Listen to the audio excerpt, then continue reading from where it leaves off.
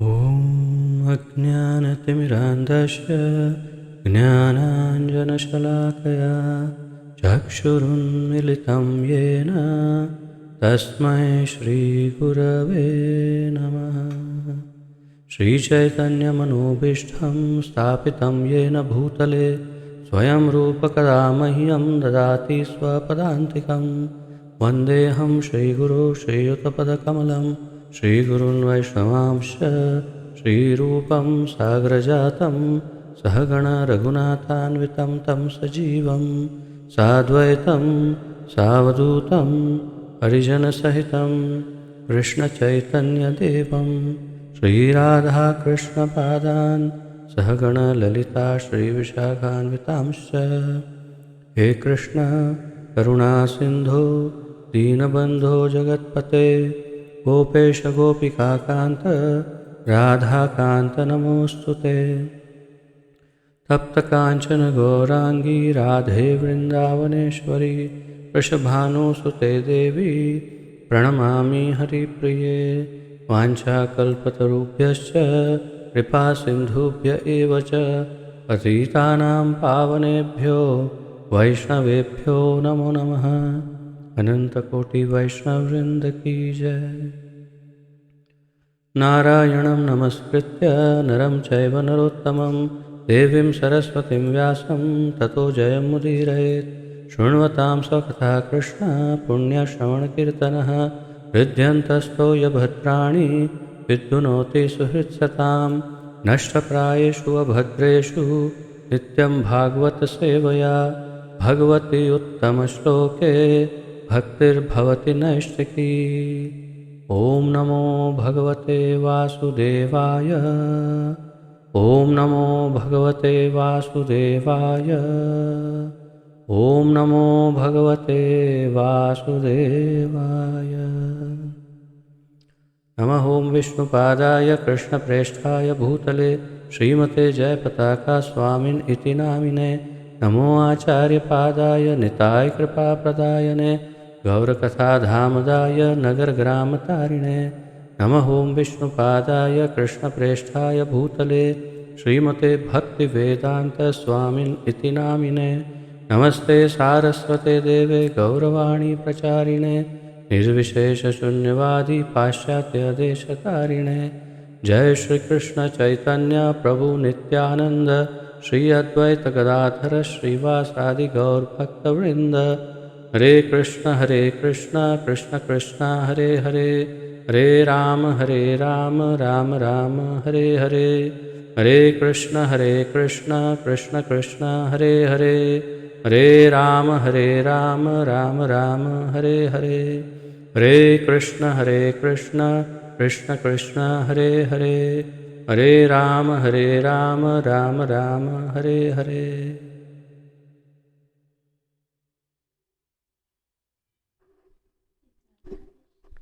आप सबका बहुत बहुत स्वागत है। और आपके स्क्रीन पर आप रुक्मिणी द्वारकाधीश के दर्शन कर रहे हैं द्वारिका धाम में, जो हमारा इस्कॉन मंदिर है, जो द्वारिका चैतन्य प्रभु जी हमें वहाँ दर्शन करवा रहे थे अभी। आशा है आप सब ने दर्शन किए होंगे। फिर से दोबारा करवा रहे हैं दर्शन प्रभु जी।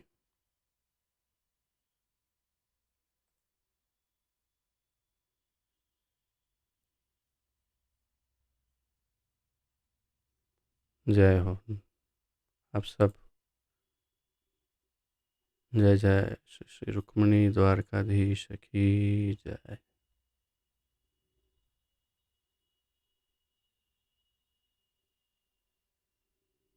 देखिए हमारा कितना सौभाग्य है, आज हम ठाकुर जी के दर्शन द्वारिका धाम में कर रहे हैं, उनका आशीर्वाद प्राप्त कर रहे हैं। और ये इतने करुणावान भक्त के कारण हो रहा है। जय श्रील प्रभुपाद की जय।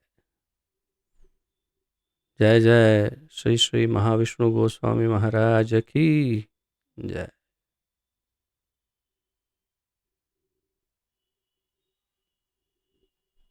धन्यवाद प्रभु जी, बहुत ही आनंद आ गया।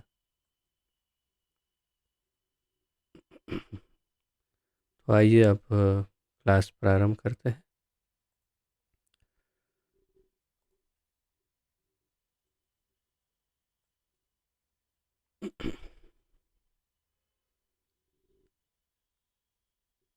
तो आप सबका सबसे पहले स्वागत है इस आज के श्रीमद् भागवत महापुराण के अत्यंत मनोहर ज्ञान यज्ञ में, जिसका आलेखन हमारे इस्कॉन के संस्थापक आचार्य श्री श्रीमद् अभय चरणारविंद भक्ति वेदांत स्वामी श्रील प्रभुपाद जी ने किया है। और प्रथम स्कंद के प्रथम अध्याय के 10वें श्लोक तक हम पहुंच गए हैं और एक छोटा सा पुनरावर्तन करके फिर तुरंत हम 10वें श्लोक की ओर बढ़ जाते हैं। मैं स्क्रीन शेयर करूंगा। आप सब स्क्रीन देख पा रहे हैं? स्क्रीन देख पा रहे हैं सभी? ठीक।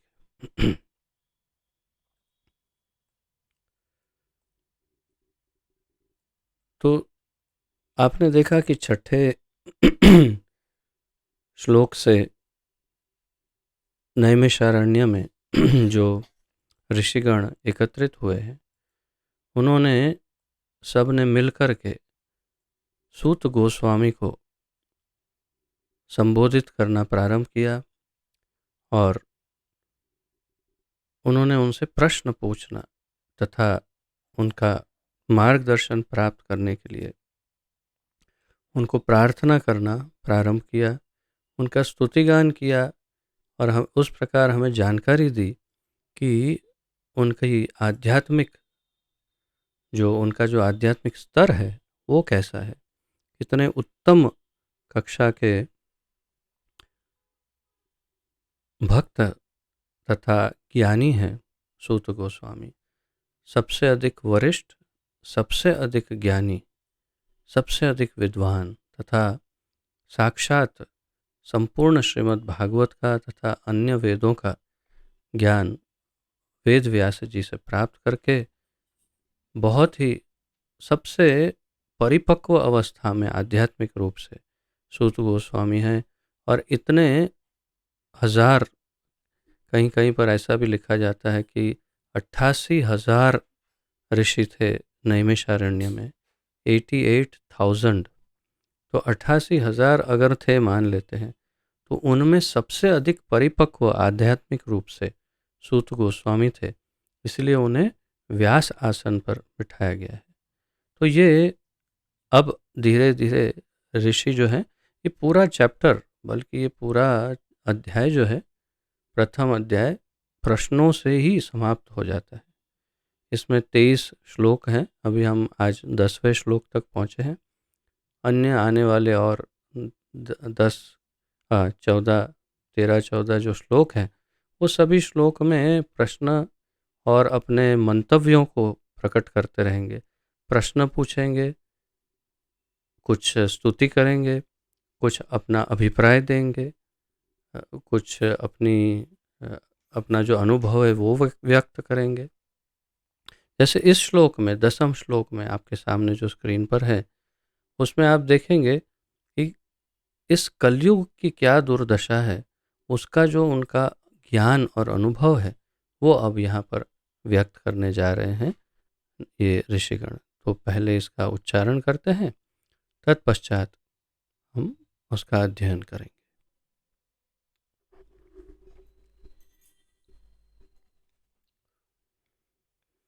प्रायेणाल्पायुषः सभ्य कलावस्मिन् युगे जनाः मन्दः सुमन्दमतयो मन्दभाग्या ह्युपधृताः। प्रायेणाल्पायुषः सभ्य कलावस्मिन् युगे जनाः मन्दः सुमन्दमतयो मन्दभाग्या ह्युपधृताः। प्रायेण अल्प आयुष्यः सभ्य कलावस्मिन् युगे जनाः मंदाः सुमंदमतयो मंदभाग्या ही उपधृताः। शब्दार्थ। प्रायेण, प्रायः यानी प्रायेण, प्रायः ये हिंदी शब्द है प्रायः, लेकिन अब तो सामान्य हिंदी में भी ये बहुत ही भारी हो जाएगा ये शब्द, क्योंकि अब की जनरेशन को, अब के लोगों को ऐसी भारी हिंदी की आदत नहीं रही। तो प्रायः का अर्थ है कि सामान्य तौर पर या सामान्य रूप से या लगभग ऐसे ही होता है, ऐसा कहना हो तो प्रायः ऐसे ही होता है, ऐसा कह सकते हैं। तो प्रायेण यानी प्रायः लगभग क्या होता है, अल्प यानी न्यून, बहुत ही छोटा, अल्प यानी छोटा, आयुषः आयु या जीवन अवधि, तो बहुत ही अल्प आयुष्य है। ये सब किसका वर्णन हो रहा है, आइए देखते हैं। सभ्य विभत, क्षमा करिए, विद्वत समाज का सदस्य, सभ्य यानी विद्वत समाज का सदस्य, यानी विद्वान या तो सभ्य समाज। सभ्य का अर्थ ही सभ्य यहाँ पर किया जा सकता है, सभ्यता, यानी मनुष्य हमेशा सभ्यता के अनुसार रहते हैं।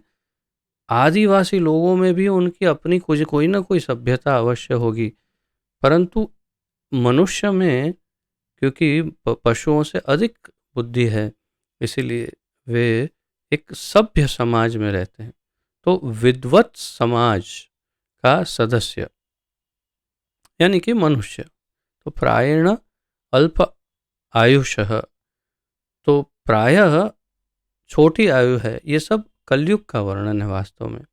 कलौ, कलियुग में, तो ये कलयुग का वर्णन है कि कलयुग में ऐसा होता है या होगा। ये लगभग 4,500-5,000 वर्ष पूर्व की बात होगी शायद। तो ये जब नैमिषारण्य की बात है, तो उसमें उस समय बस कलयुग तो अभी अभी प्रारंभ हुआ समझिए, और इसलिए उस समय उतना कुछ भयानक स्थिति उतनी कुछ नहीं थी, और अभी भी बहुत अधिक नहीं बीते हैं, केवल 5,500 वर्ष बीते हैं। अभी लगभग 4,27,000 वर्ष बाकी हैं कलयुग के। तो आगे क्या क्या होगा उसका एक बहुत ही अल्प मात्रा में सार यहाँ पर इस श्लोक में दे दिया। कलौ कलयुग में, अस्मिन यहाँ पर, युगे युग में, यानी कलौ अस्मिन युगे इस कलयुग में कहना चाहते हैं। जनाहा लोग, जनता, जन, जन और जनाहा यानी लोग, सब सामान्य रूप से जनता। मंदाहा आलसी। अब इन सारे शब्दों को क्षमा करिए, इन सारे शब्दों को आप ध्यानपूर्वक फॉलो कीजिएगा। यहाँ पर 1, 2, 3, 4 मुख्य शब्द हैं जिनसे पूर्ण कलयुग के मनुष्य का वर्णन बिल्कुल स्पष्ट हो जाता है। तो मंदाहा यानी आलसी, लेजी अंग्रेजी में कहते हैं, लेजी, आलसी। आलसी यानी जिसे काम करना अच्छा नहीं लगता, कुछ भी उसको काम बताओ तो अरे नहीं, अरे आज नहीं, अभी नहीं, मुझे ये हो रहा है, मुझे हो रहा है, आलसी। तो प्रायण और फिर मंदाहा, अगर इन दोनों को जोड़ें तो कलयुग के लोग जो हैं उनमें ये 4 दुर्गुण लगभग पाए जाते हैं। उसमें सबसे पहला दुर्गुण है कि आलसी। आप देखिए जितने भी आविष्कार हो रहे हैं भौतिक संसार में, वो सारे सिर्फ इसलिए हो रहे हैं, सिर्फ क्योंकि मनुष्य आलसी नंबर 1 है।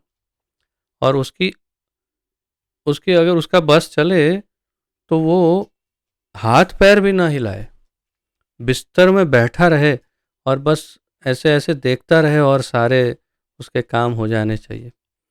अब तो रिमोट वाली लाइट, रिमोट वाले पंखे सब आ गया है, वॉइस ऑपरेटेड हो गया है सब। यानी कि आप आवाज़, अब भारत में इतना ज़्यादा अभी प्रचलित नहीं है ये सब, परंतु विदेशों में तो प्रारंभ हो गया है। आप अमेरिकन अमेज़न वेबसाइट पे देखेंगे तो वहाँ पर ये सब वॉइस ऑपरेटेड और रिमोट ऑपरेटेड लाइट, पंखे, ये वो इत्यादि सब चीज़ें वहाँ अधिक मिलते हैं। हर चीज़ उसको बस बिना कुछ काम किए, नहीं हाथ नहीं हिलना चाहिए, पैर नहीं हिलना चाहिए। अच्छा, ये उसको लाइट चालू करने के लिए हाथ नहीं हिलाना, पंखे के लिए नहीं, ये नहीं, लेकिन फिर 1 घंटा जिम में जाएगा, भागेगा, ओ क्या बोल, ट्रेड मिल के ऊपर भागेगा जोर जोर से और पसीना पसीना हो जाएगा और उसके लिए वो 1000 रुपये दे के आएगा। लेकिन घर के अंदर उठ कर के पंखा चालू करने में आलस आएगी। ये है सुमंदमतयो, सुमंदमतयः, यानी पथभ्रष्ट। या तो फिर इसको अगर और अच्छी तरह से इसका अगर हम विस्तार पूर्वक अर्थ समझे तो मति, मति यानी बुद्धि या सोच या समझ, मतयः यानी वही मति बुद्धि, और सु, अच्छा पहले तो मंद, मंद मतयः यानी मंद बुद्धि, ऐसा कर सकते हैं। और सुमंद मतयः, सु यानी संस्कृत में किसी भी वस्तु को अगर टॉप लेवल तक ले जाना हो, अत्यंत कहना हो, तो उसे आगे सु लगा देते, तो उसमें सु लगा दिया। सुमंद मतयः यानी अत्यंत बुद्धिहीन या तो मंद बुद्धि, तो आलसी, अत्यंत मंद बुद्धि। मंद भाग्याः, अभागे, दुर्भाग्यशाली, अभागे। तो कलयुग में प्रायः लोग दुर्भाग्यशाली हैं। आप देखेंगे अपने आप को तथा आसपास में बाकी सबको, तो आपको कहीं ना कहीं दुर्भाग्य की छाया नजर आएगी। लगेगा कि हमारे ही भाग्य में ऐसा क्यों। ही, और तो और, उपद्रिता, विचलित, उपद्रिता, उपद्रिता का सीधा अर्थ यहाँ प्रभुपाद जी ने किया है कि विचलित, यानी कि डिस्टर्ब्ड, जो जिनका मन शांत नहीं रहता हो या तो स्थिर नहीं रहता हो, टेंशन, प्रेशर, स्ट्रेस यानी चिंताएं, और मनोवेदनाएं, या क्या क्या आप जो जो जो भी इसके तो कई शब्द हो सकते हैं। उपद्रिता का एक और अर्थ प्रभुपाद जी ने अन्य स्थान पर किया हुआ है, और वे कहते हैं उपद्रिता का अर्थ है छल करने वाला और छला जाने वाला। अन्य स्थान पर प्रभुपाद जी ने उसका ऐसा अर्थ करके समझाया। तो उपद्रिता का एक और अर्थ है कि विचलित क्यों है, क्योंकि वो दूसरों को या तो छल रहा है या वो स्वयं छला जा रहा है, यानी चीटिंग हो रही है उससे और वो दूसरों को चीट करता है। तो ये 4 हमारे सबसे महत्वपूर्ण, ताकतवर, हमारे सबसे ताकतवर दुर्गुण जो है कलयुग में यही है। मंदः अत्यंत आलसी, सुमंद मतयः पथभ्रष्ट या तो मंद बुद्धि, मंद भाग्याः अभागे, और उपद्रिता विचलित, चिंतित, और छलते हैं और दूसरों को और छले जाते हैं। तो ये हमारे दुर्गुण हैं। ये ऋषि बता रहे हैं अपनी ओर से, जो उनकी जानकारी है, कि अब ऐसे कलयुग में आप ही कुछ ऐसा उपाय बता सकते हैं। सूत गोस्वामी को पूछ रहे हैं। तो हे विद्वान, कली के इस लौह युग में लोगों की आयु न्यून है, वे झगड़ालू, आलसी, पथभ्रष्ट, अभागे होते हैं तथा साथ ही साथ सदैव विचलित रहते हैं। तो क्या क्या गुण बताए, इसमें एक और गुण ऐड कर दिया, यानी दुर्गुण, प्रभुपाद जी ने जगड़ालू, तो ये उन्होंने अपने आप ऐड नहीं किया। कलौ, कलियुग का अर्थ ही है झगड़े का युग। हमने पिछली बार देखा था। कलह युग, कलह यानी झगड़ा, और युग यानी पूरा झगड़े का ही युग है। अभी कुछ आधे घंटे पूर्व यहाँ पीछे किसी के घर पर, लोकल ब्रजवासी के वहाँ बहुत ही जबरदस्त एकदम झगड़ा हो रहा था। तो बस वो आवाज़ सुनकर मैं यही मंथन कर रहा था, क्योंकि ये श्लोक तो तैयार किया ही था।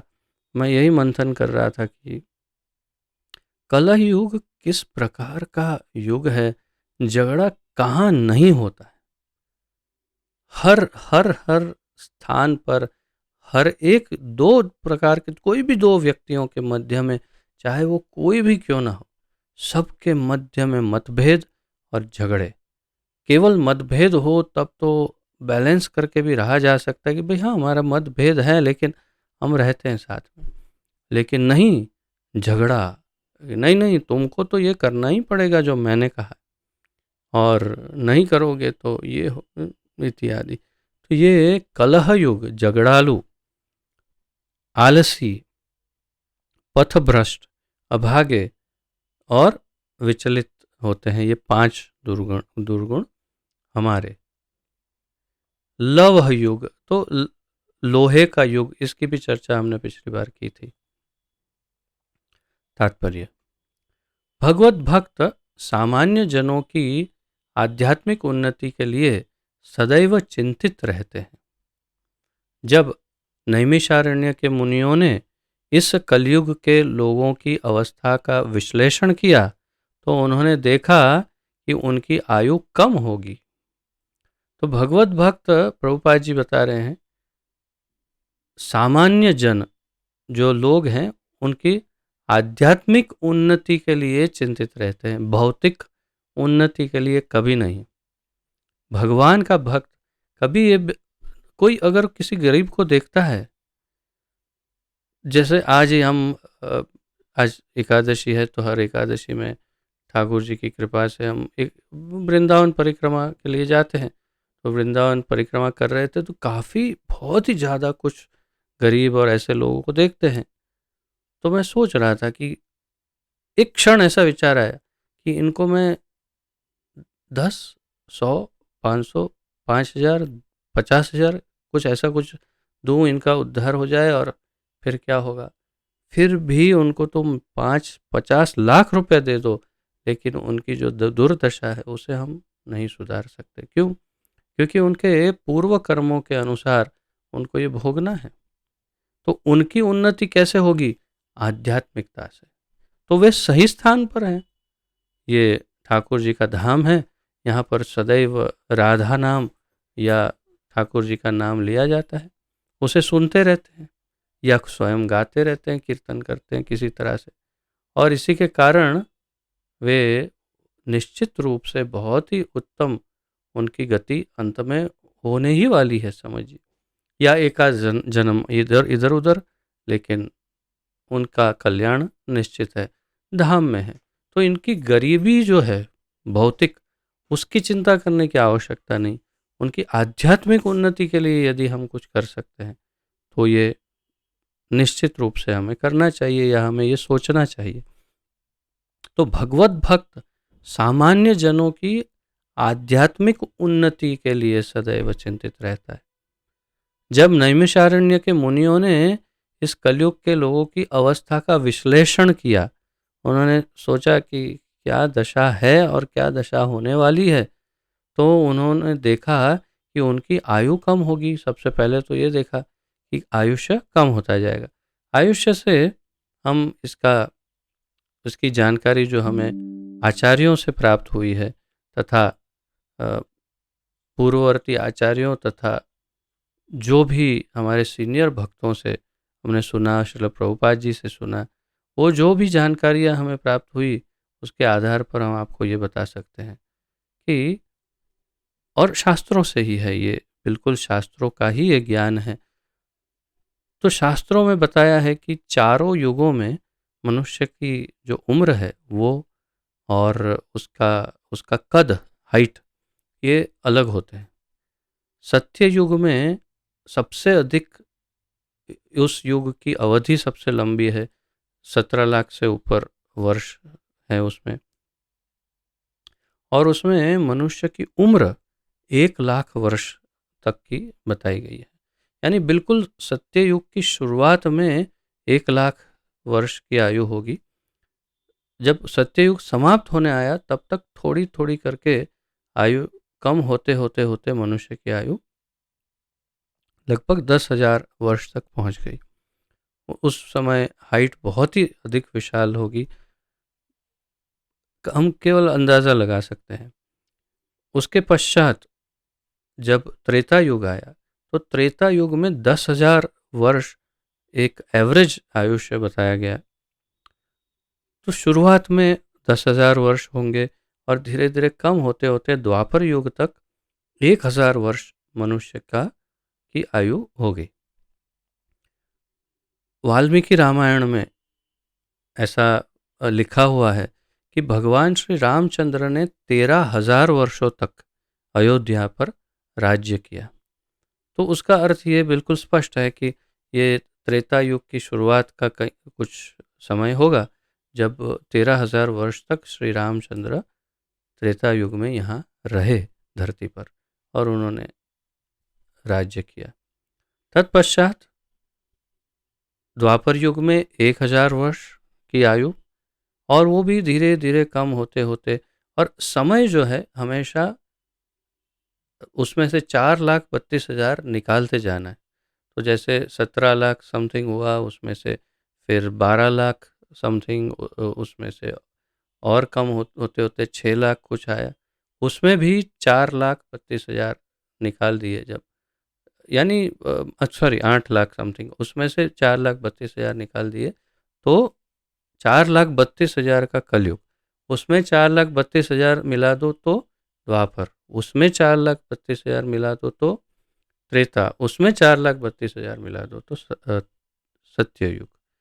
इस प्रकार, और हाइट जैसे हमारे यहाँ पर लगभग 5 से 6 फीट के बीच हाइट है, फिर और कम होती जाएगी।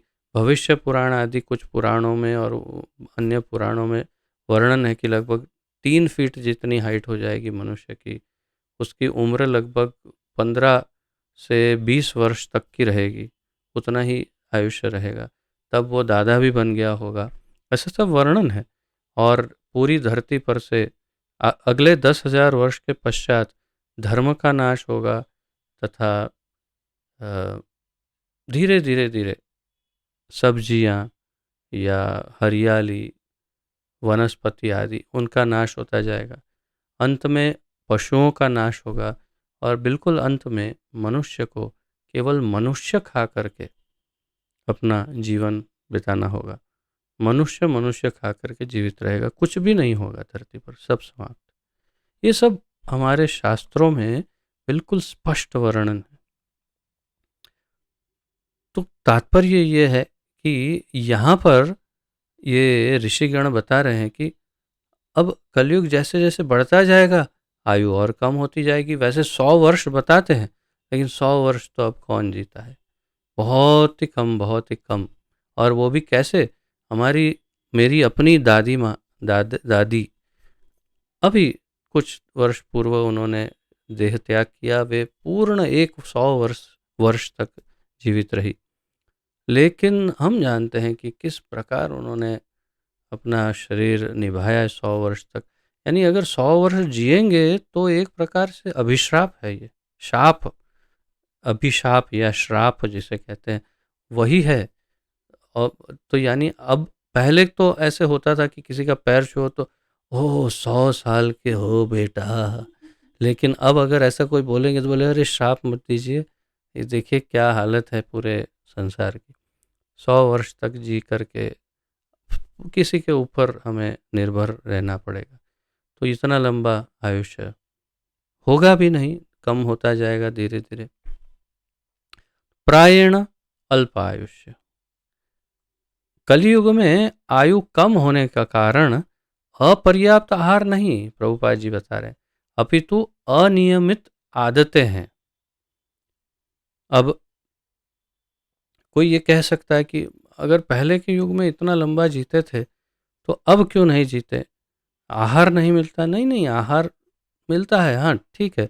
दूषित आहार मिलता है, जैसे कि आपके आपको जितने भी अनाज मिल रहे हैं, वो सभी में फर्टिलाइज़र डलता है, यानी वो ज़हर है।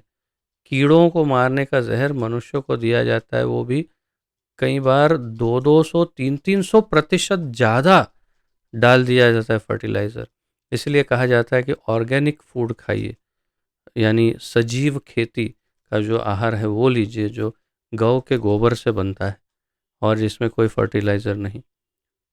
ऑर्गेनिक खाइए और केमिकल बिना का कुछ लीजिए, प्रिजर्वेटिव मत लीजिए, प्रिजर्वेटिव जिसमें हो ऐसा मत लीजिए, पैकेट वाला फूड मत खाइए, अधिक तला हुआ मत खाइए, इत्यादि फास्ट फूड मत खाइए।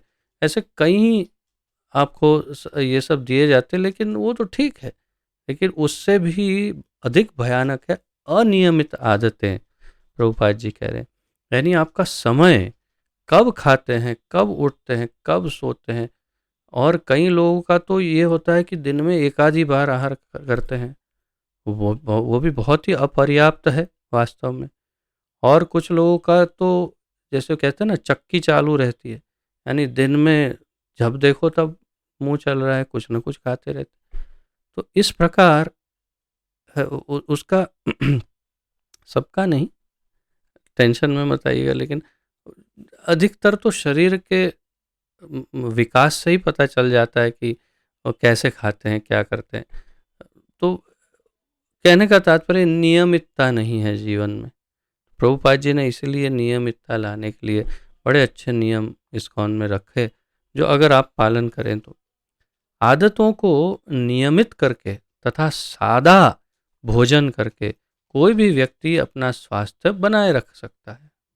प्रभुपाद जी कह रहे हैं, बड़ा सिंपल फॉर्मूला है, आप इसको हाईलाइट कर सकते हैं, इसे मार्क कर सकते हैं। बहुत ही सुंदर, आदतों को नियमित करके तथा सादा भोजन करके कोई भी व्यक्ति अपना स्वास्थ्य बनाए रख सकता है। तो ये, आप यदि चिंता कर रहे हो कि आपके स्वास्थ्य के साथ, सादा भोजन करिए। हमारे प्रधानमंत्री जी हैं, सुना है कि उन्होंने लाइफ में कभी भी कोई फास्ट फूड खाया ही नहीं है। केवल प्रतिदिन सब्जी, रोटी, खिचड़ी, दाल, कढ़ी, चावल आदि जो उनका रेगुलर फूड जो है, वही सालों साल से वही खाते हैं। और उनका समय नियमित है, इत्यादि। कहने का तात्पर्य है कि यदि सादा सादा भोजन करेंगे, अपनी रसना, जिह्वा को अगर कंट्रोल में रखेंगे और ये याद रखेंगे कि भोजन, आपको एक आश्चर्य होगा, ये पहली बार शायद सुन रहे होंगे आप, ध्यान से सुनिए, कि भोजन हम शरीर के लिए खाते हैं, जीभ के लिए नहीं। कभी सोचा? कभी नहीं सोचा होगा, मुझे पूरा भरोसा है आपने नहीं सोचा होगा।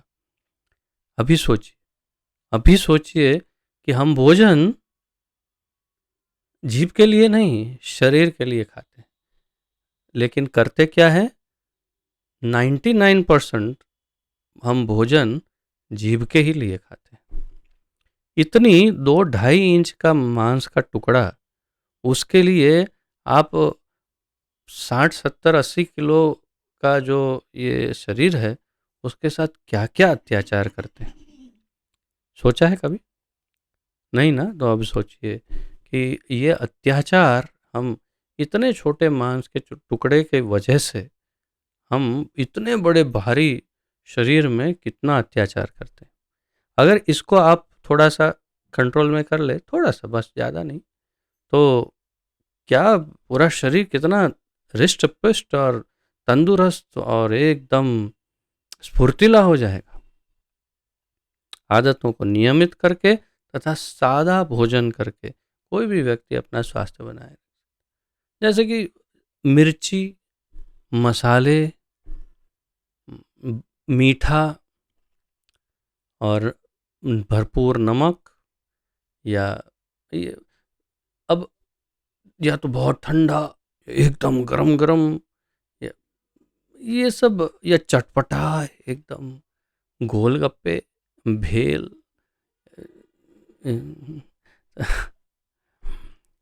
फिर हो जाते हैं बिल्कुल गोल गप्पे की जैसा, एकदम हो ही जाते गोल गप्पे जैसे। तो अब अ,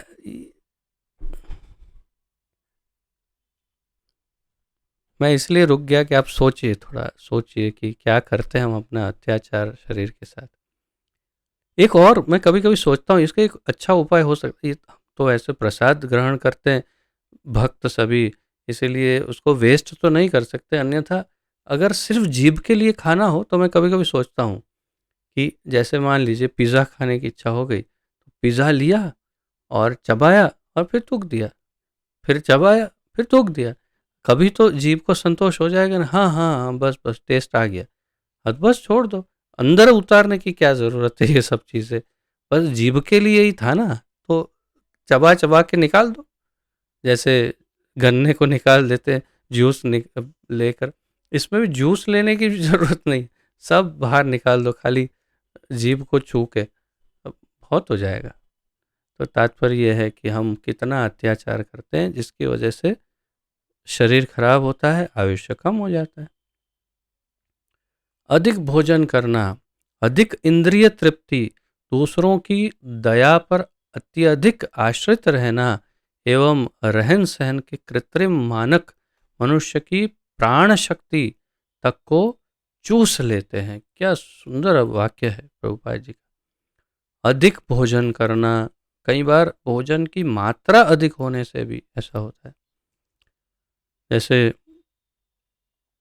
अच्छा है, भोजन अच्छा बना है, तो अंदर से लालच जागता है कि और दबाएं, और ले ले, और ले ले, और दबाते जाते, और फिर बाद में एसिडिटी हो गई, गैस हो गया, ये हो गया, और ऐसे ऐसे ऐसे ऐसे गुब्बारे की तरह घूमते रहते हैं।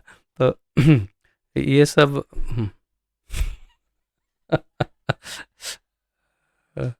और फिर अधिक इंद्रिय तृप्ति, तो सारी इंद्रियों को बहुत अधिक उसकी तृप्ति करना, और दूसरों की दया पर अति अधिक आश्रित रहना कि अरे मेरा तो वो कर देगा ना, मेरा वो कर लेंगे, मेरा ये वो करने वाले हैं, अ, समदर्शी प्रभु है ना, अक्षय प्रभु है ना, फिर मुझे क्या चिंता करने की, मेरा तो सब काम वही करते हैं।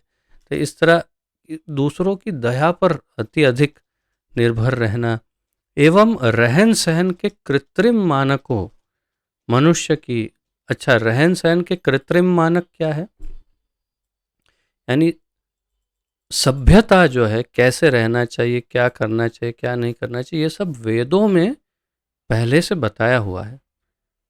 लेकिन हम अपनी मनमानी करके और अपने मन को मनाने के लिए अपनी सभ्यता स्वयं प्रकट करते हैं।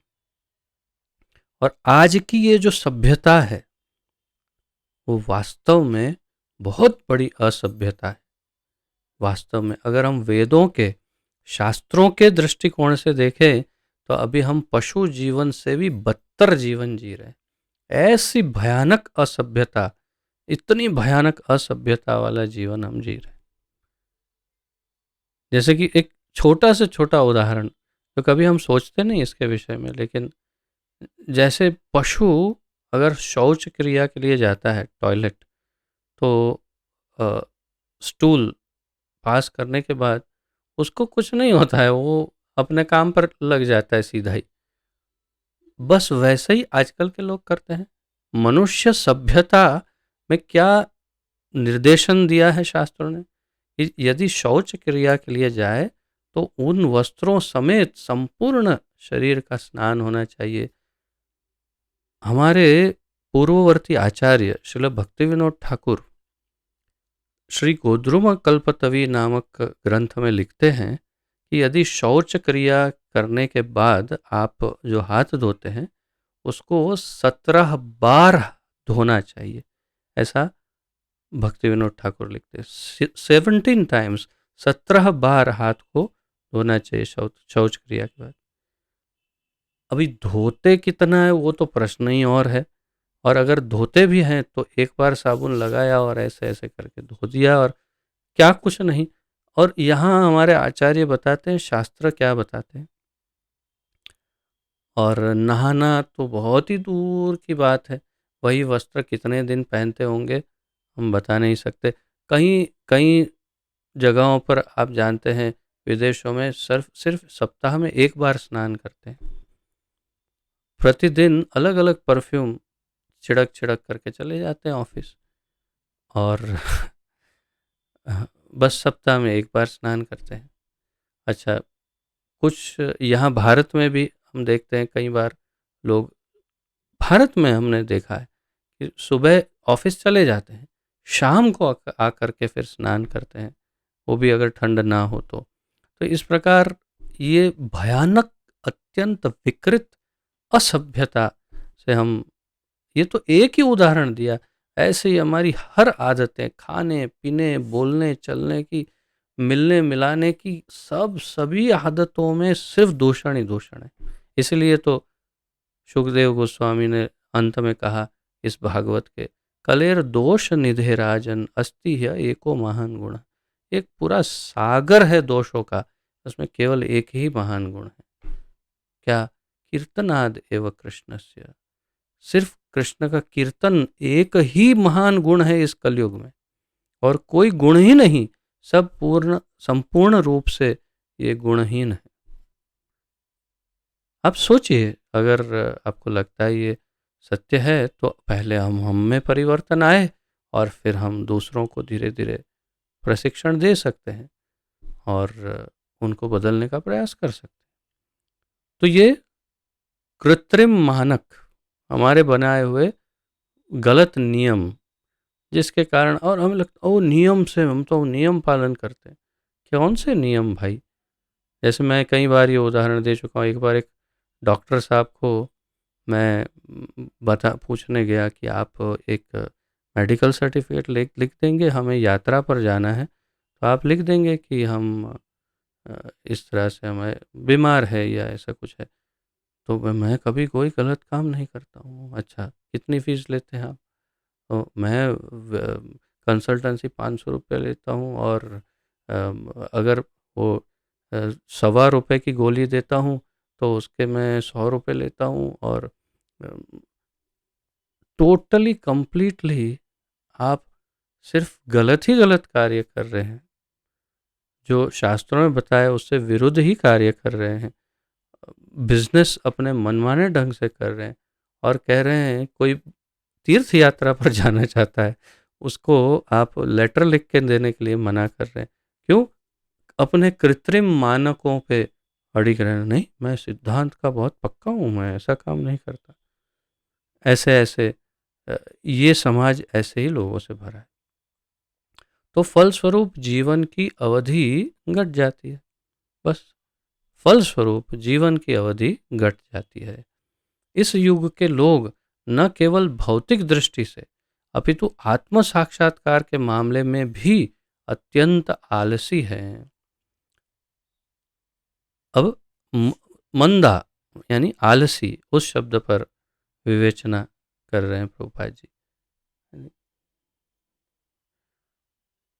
तो इस युग के लोग न केवल भौतिक दृष्टि से, लेकिन आत्म साक्षात्कार के मामले में भी अत्यंत आलसी है। भगवान तो पहले से ही जानते थे, इसलिए उन्होंने बोल दिया एक ही, एकदम सिंपल, कलौ तद हरि कीर्तनात्, बस कीर्तन करो और मुक्त रहो। क्योंकि मैं जानता हूँ ये मेरा कलयुग का मनुष्य महाभयानक आलसी होने वाला है, हाथ हिलाने में भी उसको कष्ट हो जाएगा, तो फिर वो क्या करेगा मेरे लिए। इसलिए भगवान ने सोचा बस तू कीर्तन कर ले तो बड़ी बात है। उसमें भी आप जानते हैं हम कितना कीर्तन कर पाते हैं।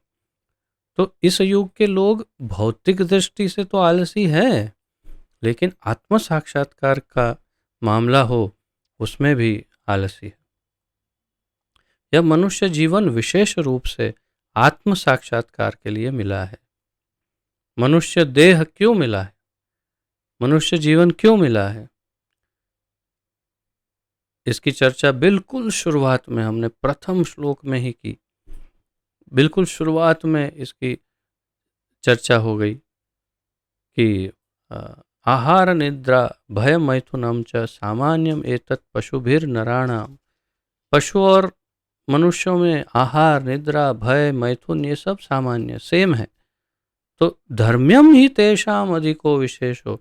धर्म, आत्म साक्षात्कार, मैं कौन हूँ, हु एम आई, मेरी पहचान, वास्तविक पहचान क्या है, क्या मैं शरीर हूँ या नहीं, अथा तो ब्रह्म जिज्ञासा, ये जिज्ञासा ही वास्तव में मनुष्य जीवन को विशेष बनाता है।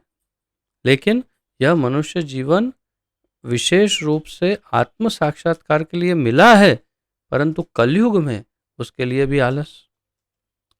अर्थात मनुष्य को जानना चाहिए कि मैं क्या हूँ, संसार क्या है और परम सत्य क्या है। यह है ब्रह्म जिज्ञासा या आत्म साक्षात्कार। मनुष्य को क्या जानना चाहिए, मैं क्या हूँ या मैं कौन हूँ, who am I, what am I, संसार क्या है, ये संसार वास्तव में है क्या। कुछ बोलता है मिथ्या है, कोई बोलते हैं नहीं ये वो है। क्या है, और परम सत्य क्या है, कोई ऐसा कुछ है क्या परम सत्य या परम शक्ति या हम सबको कंट्रोल करने वाला कोई भगवान या ऐसा कुछ है क्या। ये सब प्रश्न होने चाहिए।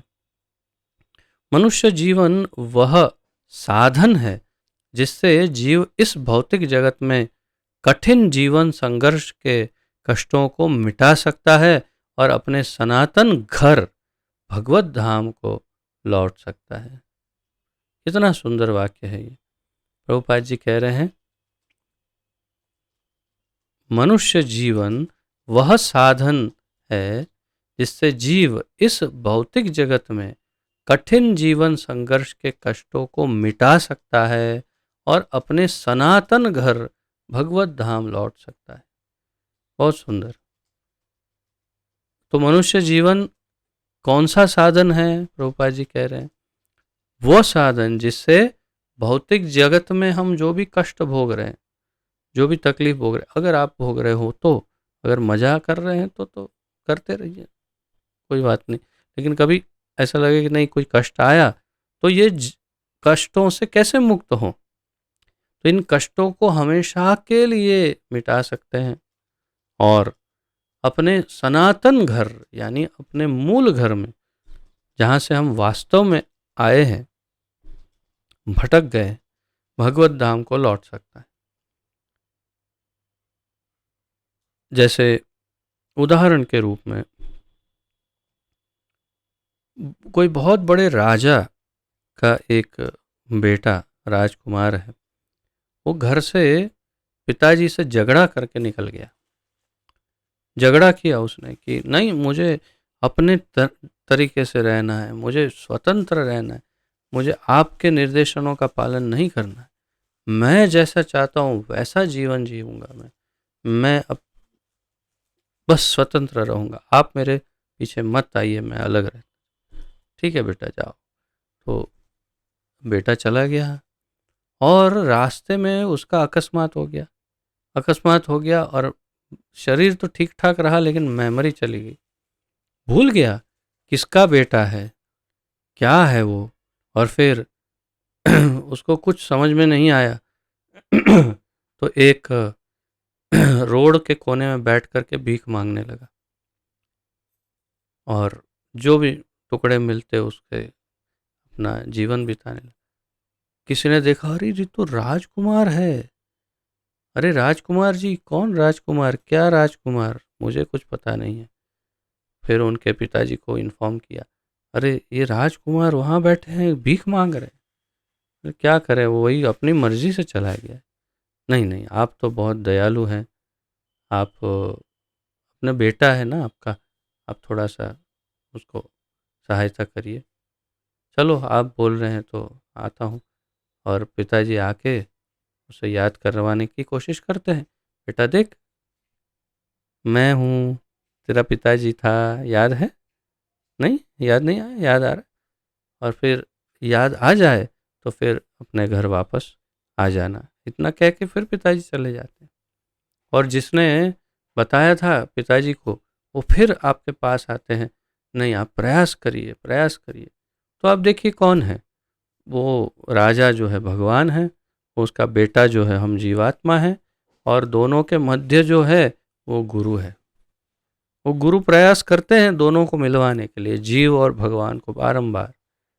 और भगवान से भी कहते हैं, अरे भूल जाइए, उसकी कमियों को छोड़िए, आप आ जाएगा वो वापस, दया करिए, दया करिए। और जीव, नहीं नहीं मुझे तो पता नहीं कौन है ये, कौन है, बस हमारी ये दुर्दशा है। तो अपना सनातन घर जो है वास्तव में भगवत धाम है। हम वहाँ से ही आए, हमारे मूल पिता भगवान के साथ झगड़ा करके, उनसे ईर्ष्या द्वेष करके अलग स्वतंत्र जीवन जीने के लिए, और इसलिए इतना सारा संघर्ष भोग रहे हैं। यदि हम बुद्धिमान हैं, यदि हम वास्तव में बुद्धिमान हैं, तो इसी क्षण इस बात का इसी क्षण इस बात का निर्धार करना चाहिए, प्रतिज्ञा लेनी चाहिए और घोषणा करनी चाहिए कि बस अब मुझे पिताजी से अलग नहीं रहना है, मुझे अब मेरे पिताजी के पास वापस जाना है, मुझे अपनी भूल समझ में आ गई है, मुझे और दुख नहीं सहना है, मैं अब भगवान के पास जाना चाहता हूँ, ये लास्ट जीवन बस। तो उसे कहते हैं शरणागति। वो जब आ जाएगी तो भगवान भी स्वीकार कर लेंगे। किंतु भ्रष्ट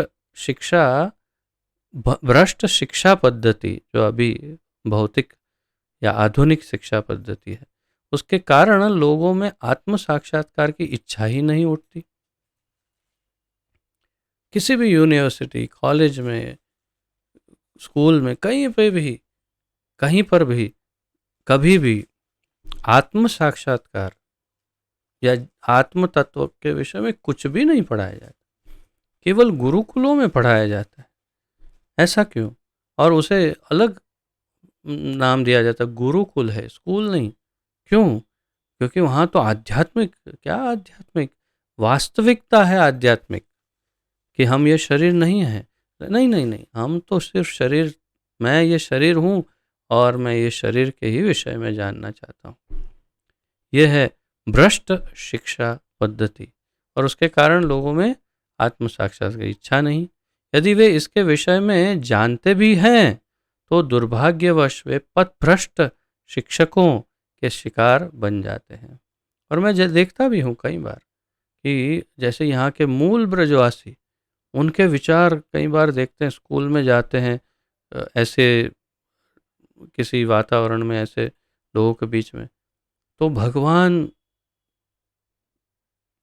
क्या कहें, ब्रजवासी होकर के भी भगवान से द्वेष करने लगते हैं, या तो भगवान में मानते नहीं, और उनको ये सब कुछ इसमें मज़ा नहीं आता।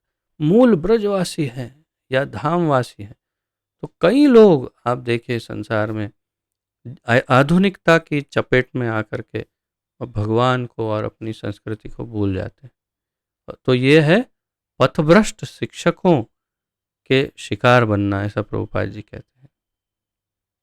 इस युग में लोग न केवल विभिन्न राजनीतिक वर्गों तथा दलों के शिकार हैं, अपितु विभिन्न प्रकार के इंद्रिय तृप्ति करने वाले विपथनों से भी ग्रस्त हैं, जैसे कि सिनेमा, खेलकूद, जुआ, क्लब, सांसारिक पुस्तकालय, बुरी संगति, धूम्रपान, मदिरापान, छलावा, चोरी, मनमुटाव, फेसबुक, व्हाट्सएप, इंस्टाग्राम,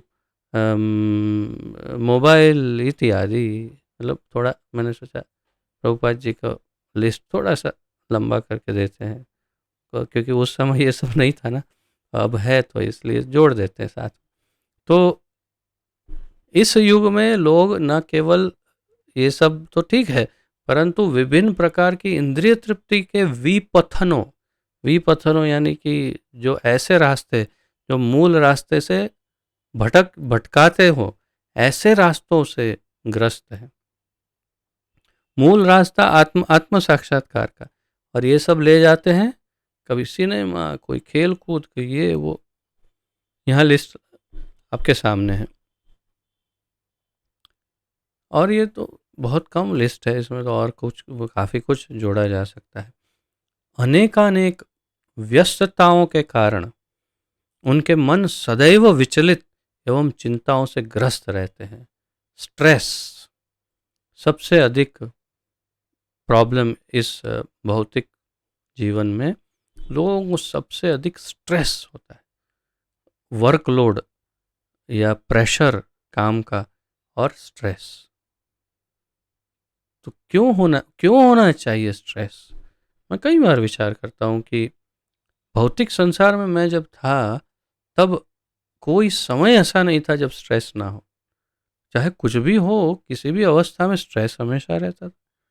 और आध्यात्मिक, संपूर्ण रूप से आध्यात्मिक जीवन में जब आ गए तो उसके बाद चाहे कितना भी कार्य क्यों ना हो, कोई बड़े से बड़े, कोई कुछ भी, कोई भी कार्य हो, लेकिन कभी स्ट्रेस नहीं होता। ऐसा क्यों? मानसिक दबाव, मानसिक व्यथा, चिंता जैसे कहते हैं, एक बेचैनी नहीं, वो भी नहीं, शब्द उचित नहीं, क्या कह सकते हैं उसे, कि जैसे कोई कार्य करना है तो उसके लिए एक जिम्मेदार व्यक्ति को जो एक जिम्मेदारी का एहसास होता है कि नहीं मुझे ये करना है, लेकिन उसके लिए चिंता नहीं होती, वैसी ऐसी कुछ मनोदशा होती है। लेकिन वो चिंता, अब क्या होगा, नाखून खा रहे, अब क्या होगा, अब क्या होगा, और ऐसी ऐसी अवस्था। हाँ, कई लोगों को देखा, अब क्या होगा, नहीं, अरे बाबा, नेल कटर ले लो। नहीं, अच्छा है, टेस्ट अच्छा है, खाते रहते तो। तो ऐसी कोई दशा भक्तों की क्यों नहीं होती? ऐसा स्ट्रेस, ऐसी चिंताएं, ऐसा क्यों नहीं होता? तात्पर्य ये है कि ये सब हमेशा भौतिकता, इस दूषित भौतिकता के कारण है। तो अनेक व्यस्तताओं और फालतू की व्यस्तता, टाइम किसके पास है? किसी के भी पास नहीं है। जाना कहाँ है? कहीं तो जाना है, ऑफिस जाना है, यहाँ जाना है, और फिर क्या करना है, फिर क्या करना, फिर ये करना, फिर वो करना, अंतिम ध्येय क्या है? हाँ, वो पता नहीं। नहीं, अमेरिका जाना है, बड़ा बंगलो करना है, ये लेना है, वो लेना है, उससे क्या होगा? सुख मिलेगा? मिलेगा सुख? कौन सा धनिक व्यक्ति अपने उस धन के ढेर पर बैठ करके सुखी है? एक दो चार बता दो कि जो उस धन के ढेर पर बैठा है और सुखी है। मुझे तो, हमें तो नहीं दिखता, हमने तो बहुत सारे उदाहरण प्रयास किए, लेकिन धन से तो सुख नहीं मिलेगा, बंगलों से सुख नहीं मिलेगा, गाड़ी से सुख नहीं मिलेगा। तो फिर क्यों भाग रहे हो? टाइम नहीं है, क्यों नहीं है टाइम? इस युग में अनेक धूर्त लोग अपने अपने धार्मिक पंथ खड़े कर देते हैं, जो कहीं किन्हीं शास्त्रों पर आधारित नहीं होते, और प्रायः ऐसे लोग ही जो इंद्रिय तृप्ति के व्यसनी हैं, ऐसी संस्थाओं के प्रति आकृष्ट होते रहते हैं। और एक कि भाई स्ट्रेस है तो क्या करें, तो ऐसा करते हैं, वो मेडिटेशन उसमें चलते हैं ना, ये वाला, वो बाबा जी बहुत अच्छा मेडिटेशन कराते हैं, उनकी दाढ़ी बहुत बढ़िया है, देखिए, सुंदर दाढ़ी रखते हैं एकदम, और बहुत आलीशान, एकदम मॉडर्न सिंहासन पर बैठते हैं, और एकदम ऐसे ध्यान लगाते हैं, और फिर ऐसे ऐसे ऐसे उनको कुछ होता है, मतलब बहुत ही ऊंचे हैं, बहुत ही ऊपर के हैं, इतने ऊपर के हैं कि हम देख ही नहीं सकते, इतने ऊपर के। तो अच्छा, तो क्या करेंगे? अरे वहाँ पर वो मेडिटेशन का एक बहुत ही ज़बरदस्त पैकेज है उनका। अच्छा, और कुछ लेते हैं? लेते क्यों नहीं है भाई? पूरा पॉकेट खाली कर देते हैं, ऐसे लेते हैं। लेकिन अपना ए एकदम मन शांत हो जाएगा ना, अच्छा करके आओ फिर बताना। हाँ, वो तब तो अच्छा लगा, लेकिन अब पॉकेट में थोड़ा ऐसा लग रहा है कि कुछ खाली हो गया। बाकी तब थोड़ा थोड़ा अच्छा लग रहा था। तो इस युग में अनेक धूर्त लोग अपने अपने धार्मिक पंथ खड़े कर देते हैं कि ये मेडिटेशन, ये शिविर, ये इसका वो, ये हमारा ये धर्म है, हमारा ये पंथ है, और किन्हीं शास्त्रों पर आधारित नहीं होते। तो किसी भी प्रकार के जो शास्त्र हैं उस पर बिल्कुल भी आधारित नहीं होते। आप आजकल के ये जो बड़े बड़े बैनर वाले जितने भी आपके अम, वही जो अच्छी दाढ़ी हो या ऐसे ना हो, जो भी हो, ऐसे जितने भी बड़े टॉप टॉप लेवल के जो हैं, उन सबको शास्त्रों में ढूंढो कि उन्होंने जो पंथ दिखाया है वो कहीं वेदों में, पुराणों में, उपनिषदों में, रामायण में, भागवत में, महाभारत में, संहिताओं में, कहीं भी कहीं ना कहीं उनका कोई वर्णन है क्या? प्रेस दैट बटन, या बस ये ऑन कर दो। I'll do it. वो पीछे से कनेक्शन लूज हो गया, कनेक्शन लूज हो गया पीछे से। तो ये सब का वर्णन किसी भी शास्त्रों में है क्या? यदि वो वर्णन है तो ठीक है, और नहीं है, leave it, just leave it, छोड़ो। तो अगर वर्णन नहीं है तो फिर आप किस आधार पर उनको मान रहे हैं? किस आधार पर उनको गुरु स्वीकार कर रहे हैं? किस आधार पर उनकी शिक्षाओं को ग्रहण कर रहे हैं? सिर्फ इसलिए क्योंकि उनका दिखावा अच्छा है, या तो बोलना अच्छा है, या तो बहुत सारे लोग उनको से जुड़े हैं, या तो उनका उनका कुर्ता बहुत अच्छा लगता है, कलर बहुत अच्छा है। कोई ना कोई ऐसे पागल जैसे विचार के कारण आप उनको फॉलो करते हैं। शास्त्रों में नहीं है, कहीं कोई उसका उल्लेख कोई नहीं है, ऐसा कोई रास्ता कोई नहीं है। यानी वो धूर्त है, धूर्त हो सकता है, लेकिन हमें अच्छा लगता है। तो ऐसे लोग उन्हीं के पास जाते हैं। प्रभुपाद जी बता रहे, ऐसी संस्थाओं के प्रति आकृष्ट होते रहते हैं। कौन? ऐसे लोग ही जो इंद्रिय तृप्ति के व्यसनी है। व्यसनी, ये शब्द बड़ा भारी है। इंद्रिय तृप्ति के व्यसनी, बहुत ही भारी शब्द है। इंद्रिय तृप्ति तो ठीक है, लेकिन उसका व्यसनी होना, यानी आप सोचिए कि किस हद तक का वो गिरा हुआ है। ऐसे लोग ऐसी संस्थाओं के प्रति आकर्षित होते हैं जहाँ पर उनको कोई नीति नियम वास्तव में पालन नहीं करने होते। फ्री मेडिटेशन, फ्री ये फ्री वो, जैसे आप जानते हैं अमेरिका में वो बहुत बड़ा नाम था जो बहुत ही उटपटांग उन्होंने कार्य किए। फ्री फ्री सब कुछ, फ्रीली रहो, आराम से रहो, और तो ऐसे गुरु मिल जाते हैं उनको। फलस्वरूप धर्म के नाम पर अनेक पाप कर्म किए जाते हैं, जिसके कारण लोगों को न तो मानसिक शांति मिल पाती है, न स्वास्थ्य लाभ हो पाता है। तो ये सब करने से फल क्या मिलता है? दैट क्या फल मिलता है? फल फलस्वरूप धर्म के नाम पर अनेक पाप कर्म किए जाते हैं। यानी धर्म तो ठीक है, लेकिन उसके नाम पर पाप भी किए जाते हैं। ट्राई करना तो कर लो। और वास्तव में वो, यानी हम मूल रूप से धर्म का कार्य तो यह है कि वो पाप से बचाए, परंतु इससे क्या होता है? वो पाप से अधिक आवृत्त हो जाते हैं, पापमय कार्यों से आवृत्त हो जाते हैं, युक्त हो जाते हैं, लिप्त, पूरे लिप्त हो जाते हैं पाप से। कोई सोच सकता है कि ऐसी कोई धर्म संस्थाओं में जुड़ने से व्यक्ति अधिक पापी बन जाता है? लेकिन यही सत्य है, यही सत्य है, माने या न माने, यही सत्य है कि ऐसी धार्मिक संस्थाएं जिनका उल्लेख कहीं किसी वेदों में, शास्त्रों में, किसी भी धर्म ग्रंथों में नहीं। ऐसा रास्ता, ऐसा मार्ग जो कहीं उल्लेखित नहीं है, ऐसे रास्ते पर धर्म को मानने वाले वो सभी वास्तव में अत्यंत पाप करने वाले हैं या कर रहे हैं। अब छात्र यानी ब्रह्मचारी वर्ग का पालन नहीं किया जाता और गृहस्थ लोग गृहस्थ आश्रम के विधि विधानों का पालन नहीं करते। इसमें दो है।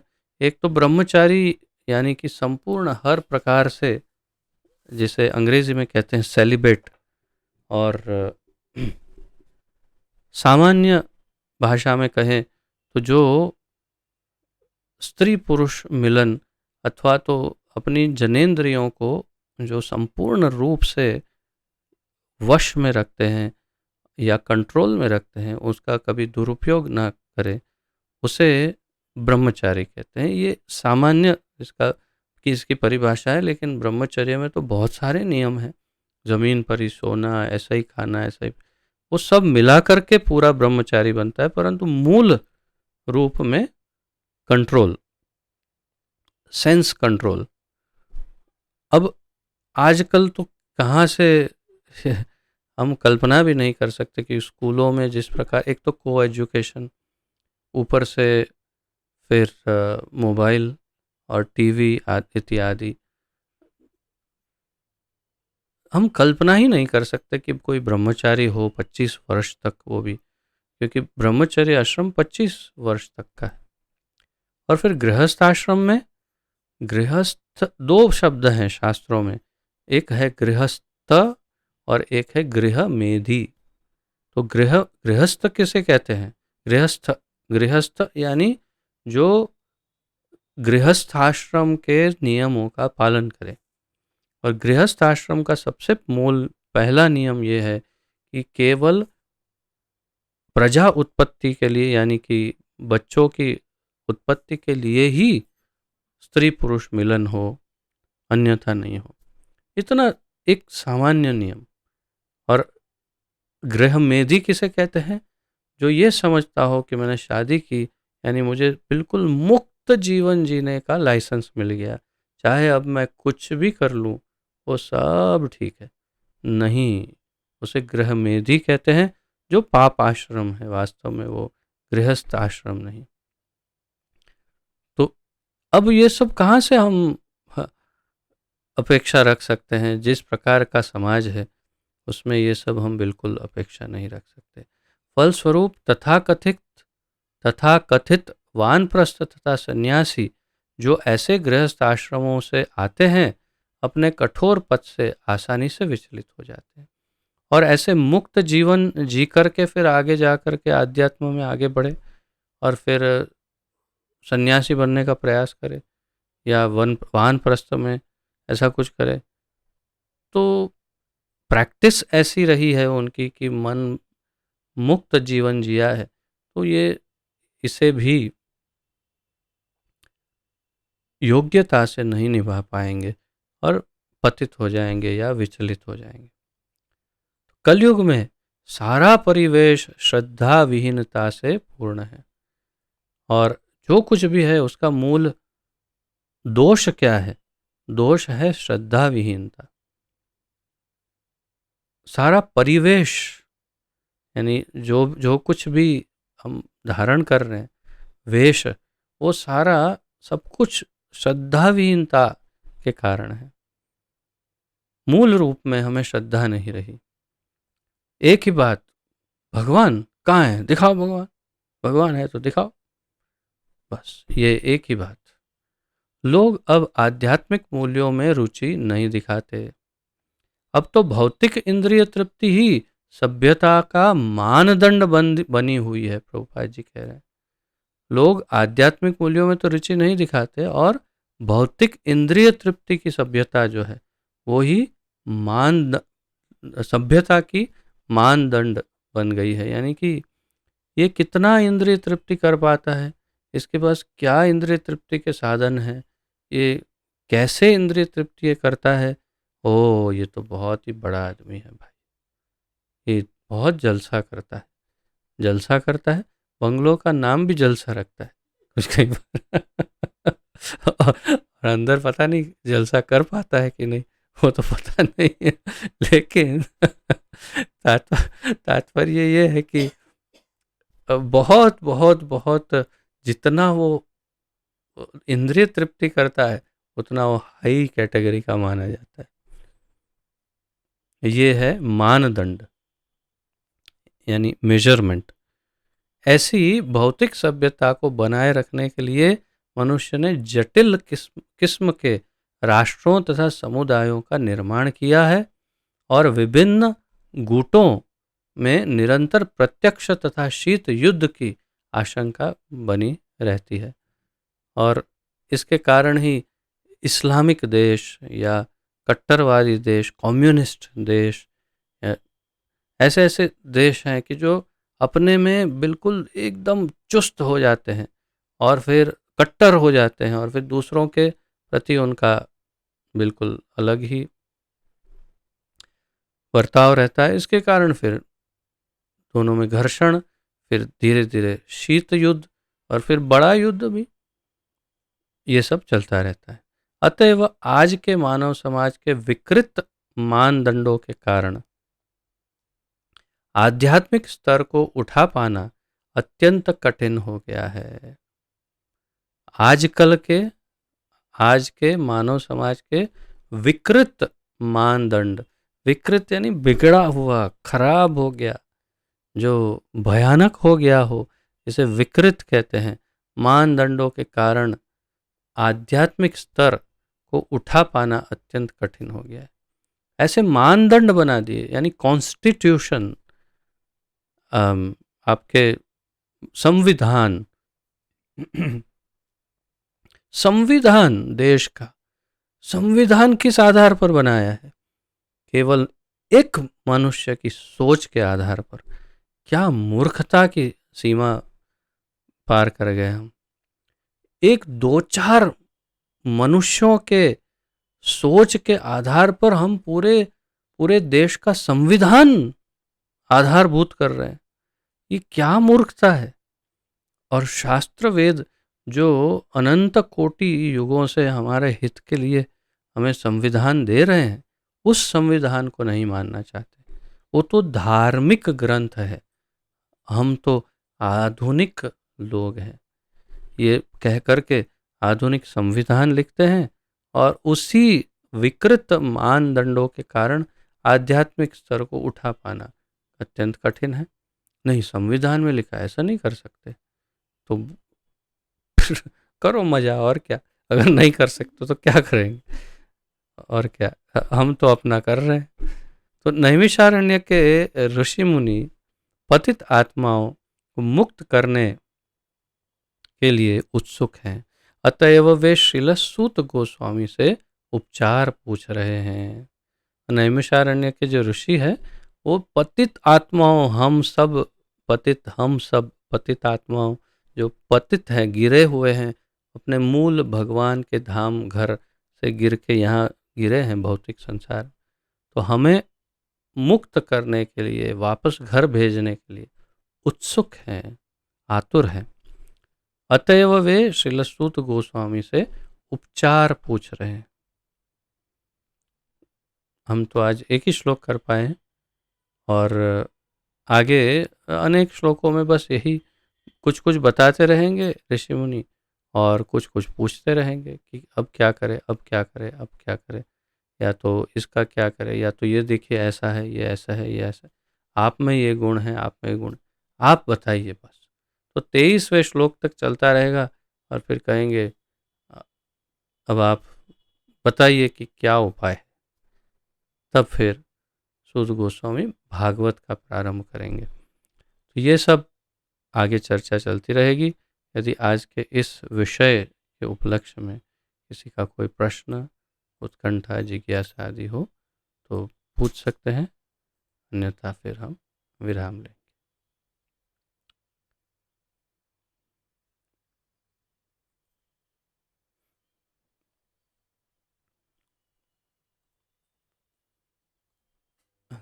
कुसुम लीला माता जी।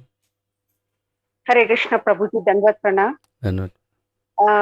प्रभु जी, इतने सारे युग जो चतुर्युग हो गए और उसके आगे भी कई युग हो गए, तो कहीं ना कहीं हम लोग भी कोई ना कोई योनि में उसमें रहे होंगे और शायद कभी मनुष्य जन्म भी मिला होगा। तो हम लोगों ने उस टाइम ऐसा क्या किया कि हम लोग अभी तक अपना एलिवेशन नहीं कर पाए और आगे नहीं बढ़ पाए और अभी तक यहाँ कलयुग तक यहाँ पहुंच गए और अभी भी प्रयास कर रहे हैं। अभी पता नहीं वो उसमें भी सक्सेस जाएंगे कि नहीं। सबसे इसमें दो हिस्सों में इसको मैं बांटना चाहूँगा इसको। एक तो ये कि हम क्या थे और क्यों इस प्रकार यहाँ तक आए और जो इत्यादि। तो we all have studied the theory of evolution, जो डार्विन की थियोरी है इवोल्यूशन। तो वो वास्तव में एक कल्पना है, परिकल्पना, केवल एक हम्म, जस्ट मेंटल स्पेक्यूलेशन। वास्तविकता इवोल्यूशन की जीव में है, यानी कि जीवात्मा एक शरीर से कॉन्शियसनेस में। दूसरा शरीर में वो अपने स्टेप बाय स्टेप, जैसे पूर्व निर्धारित क्रम जो भगवान ने निश्चित किया है, उस क्रम के आधार पर वो एक शरीर से दूसरा शरीर बदलता है। यानी कि एक चींटी से वो बड़ा कीड़ा बनता है, कीड़े से फिर वो कोई पंछी या पक्षी ऐसा कुछ बनता है, और उसमें से धीरे धीरे ये पक्षी, फिर वो पक्षी, फिर वो, ऐसा करते करते धीरे धीरे फिर वो पशु बनता है, फिर अंत में फिर वो गाय बनता है, फिर उसमें से मनुष्य योनि प्राप्त करता है। ऐसे सब वर्णन हमारे वेदों में है, इसका हम्म, पूरा क्रम बताया। मनुष्य योनियाँ 4 लाख है, 84 लाख में से 4 लाख तो मनुष्य की ही योनियाँ हैं। और उन हम्म, मनुष्य योनियों में, जैसे प्रभुपाद जी बताते हैं, कि अपने कर्मों के आधार पर और अपनी चेतना के आधार पर, अपनी इच्छाओं के आधार पर वो प्रगति करता है। सभ्यताओं में धीरे धीरे, अलग अलग सभ्यताओं, फिर धार्मिक सभ्यताओं में जीना प्रारंभ करता है, और उसमें निम्न स्तर की धार्मिक सभ्यता होती है, फिर उसमें से धीरे धीरे ऊपर के लेवल पर आते जाता है, और फिर ब्रह्म को जानता है, फिर परमात्मा को जानता है हृदय में विराजमान, और अंत में फिर वो भगवान को समझ पाता है। तो ये क्रम पूर्व निर्धारित है। लेकिन कहीं बीच में, अगर हम मान लीजिए कि जैसे कोई कुत्ते बिल्ली के शरीर में हो, लेकिन किसी वैष्णव की कृपा दृष्टि उस कुत्ते बिल्ली पर गिर गई, हम्म, और वो अगर उसे आशीर्वाद दे दे, तो वो कुत्ते बिल्ली से सीधा या तो भगवत धाम जा सकता है, या सीधा शुद्ध भक्त के घर में जन्म लेकर के भक्ति प्राप्त करके फिर भगवान के धाम जा सकता है। तो कहने का हम्म, तात्पर्य कि शॉर्टकट जीवात्मा के लिए कृपा के कारण हो सकता है, वो हम्म, भी वैष्णव की कृपा, अन्यथा नहीं। तो ये तो रही क्रम की बात, आपके प्रश्न का एक भाग। लेकिन आपने बाद में ये कहा कि अभी भी पता नहीं, और अभी भी निश्चित नहीं। तो ये वास्तव में, अ, आप आपको मैं स्पष्ट रूप से कहूँ, तो ये गुरु अपराध है। यदि आपने किसी क्या? शुद्ध गुरु से दीक्षा ग्रहण की है, तो आपको पूर्ण विश्वास, संपूर्ण श्रद्धा होनी चाहिए कि अगर मैं सिर्फ उनके कहे सिंपल रास्तों को फॉलो करूंगी या करूंगा, तो मुझे हम्म, भगवत धाम वो ले जाएंगे, वो मुझे सही। मुक्त करा देंगे। तो मुझे उसकी चिंता मुझे करने की आवश्यकता नहीं, मुझे सिर्फ फॉलो करना है बस। इसलिए प्रभुपाद हम्म, जी ने कहा, जस्ट चैंट 16 राउंड्स, फॉलो 4 हम्म, रेगुलेटिव प्रिंसिपल्स। बस 4 correct, नियम का पालन करो, 4 प्रकार के पाप नहीं करो, और प्रतिदिन हरे कृष्ण महामंत्र की 16 माला का जप करो। और मैं आपको वचन देता हूँ कि आपको, यदि आप फ्रंट डोर से आने के अधिकारी नहीं होंगे, तो बैक डोर से भी back आपको then, एंट्री करवा दूंगा मैं। ऐसा प्रभुपाद जी ने वचन दिया है, तो हमें उन पर विश्वास रखना है बस, और हम्म, उनके बताए रास्ते पर चलना है। निश्चित रूप से कल्याण होगा, क्यों नहीं होगा। यही होता है प्रभु जी, पढ़ा तो सब होता है लेकिन ये सब चीजें दिमाग में इतनी रहती नहीं है और ऐसी शंकाएं कई बार आ जाती है। तो शंक ऐसे प्रश्न पूछते हैं तो अच्छा है कि वेरी क्लैरिटी गुड, आ गई। बहुत ही अब ये बहुत ही परमानेंटली रहेगा दिमाग में। बहुत ही अब ये अच्छा नहीं है। भूल पाएंगे, ऐसा उसके होगा। लिए साधु संग सबसे अधिक महत्वपूर्ण है। सबसे हाँ। बेस्ट साधु संग तो प्रभुपाद जी के ग्रंथ पढ़ना ही सबसे अच्छा साधु संग है। परंतु फिर भी यदि हम ये कहें कि अ, अन्य भी भक्तों के साथ जो उच्च हमसे थोड़ा श्रेष्ठ लेवल पर हो, ऐसे भक्तों का संग प्राप्त करते रहेंगे तो हमारा हम्म। जो डाइवर्जन है वो थोड़ा कम हो जाएगा। और फिर याद आ जाएगा नहीं नहीं, यही सही रास्ता है, जो कर रहे हैं वो सही है। तो ऐसी शंकाएं आ सकती है प्रारंभ में, परंतु एक समय के बाद फिर ये शंकाएं आना अपने आप बंद हो जाएंगी, अपने हम्म। आप ही फिर वो श्रद्धा डेवलप हो जाएगी और फिर आप उसके ऊपर के नेक्स्ट स्टेज तक पहुंच जाएंगे। तो ये धीरे धीरे होगा, तो इसके लिए थोड़ा सा साधना बस ज़रूरी है। और आपने जो प्रश्न पूछा वो बहुत ही उत्तम था, और ऐसे ही प्रश्न पूछते रहना चाहिए। बहुत ही अच्छा है। धन्यवाद। एक और प्रभु जी बात थी। जी, आप मैं यहाँ नाम तो नहीं लूंगी उस सेक्ट का, पर आप जानते हो कि मैं पहले जहाँ भी जाती थी, जी, जी, बिल्कुल। वहां पर वो लोग ऐसे बोलते थे कि हम लोग कहीं ना कहीं जो उनका गोल है जहाँ जाने का, जी, उनकी सभा में हम लोग इसके पहले भी बैठे हुए थे और इसीलिए हम लोगों को इतने सारे क्राउड में से सिलेक्ट किया गया है, ऐसा। तो ये बात थोड़ी अब हजम करना थोड़ा मुश्किल हो रहा है। उस हुँ। टाइम तो प्राइड प्राइड फील होता था कि हाँ, we are also one of the, ऐसा। तो अल्टीमेटली जो कुछ हम भौतिक संसार में कर रहे हैं, वो क्यों कर रहे हैं? उसका मूल कारण क्या है? प्रभुपाद जी बताते हैं, to lord it over the material nature, यानी कि हुँ। पूरे भौतिक प्रकृति पर हमारा प्रभुत्व जमाने के लिए ही हम भगवान से अलग होकर यहाँ आए। यानी हमें भी हुँ। लॉर्ड होना है, हमें भी स्वामी होना है, अर्थात कि हमारे ईगो को, हमारे अहंकार को पोषना, वही हमारा मूल कार्य है इस भौतिक संसार में। और इस घटना में जो आप बता रहे हैं, वो आपके ईगो को ही पोष रहे थे कि हाँ, आप बहुत स्पेशल हो, इसीलिए आप इसे तो हाँ हाँ, अपना आपका ईगो पोषित हो गया कि यस यस, देखो मैं कितना हाँ। स्पेशल हूँ। तो ऐसे बहुत लोग मूर्ख बनाते हैं, बहुत धार्मिक संस्थाएं ईगो को पोष के मूर्ख बनाते रहते हैं, और बेचारे भोले लोग जानते नहीं, समझते ही नहीं है। जैसे एक संस्था ऐसी है जिसमें जो गुरु है वो कभी सामने आते ही नहीं, यानी हुँ। आप उनको कभी पता ही नहीं रहता कि वो वास्तव में कोई व्यक्ति है जो उनका गुरु है, लेकिन वो उनके साथ पत्र व्यवहार से या ऐसे संपर्क में रहते हैं। और लेकिन जब उनके बारे में नहीं, तो गुरु के बारे में क्या जानना, क्या है, ये बस आप आपके गुरु हैं और ये आपको प्रशिक्षित करते रहेंगे। और तो जब तक उस व्यक्ति के अपने कैरेक्टर के विषय में आपके पास जानकारी ना हो, तो आप उसे गुरु कैसे चुन सकते हैं? लेकिन हुँ। उस पंथ में आपको गुरु चुनने नहीं दिया जाता है, आपके ऊपर गुरु थोपा जाता है कि ये तुम्हारा गुरु है और तुझे इसी को स्वीकार करना है। और क्योंकि ये मिस्टीरियस गुरु है, क्योंकि सामने कभी नहीं आता, सिर्फ पत्र लिखता है, और इसीलिए वो बहुत ही अधिक उससे प्रभावित हो जाते हैं। वाह, मेरा गुरु तो बहुत ही कोई दिव्य है, सामने नहीं आता है, खाली पत्र हुँ। लिखता है।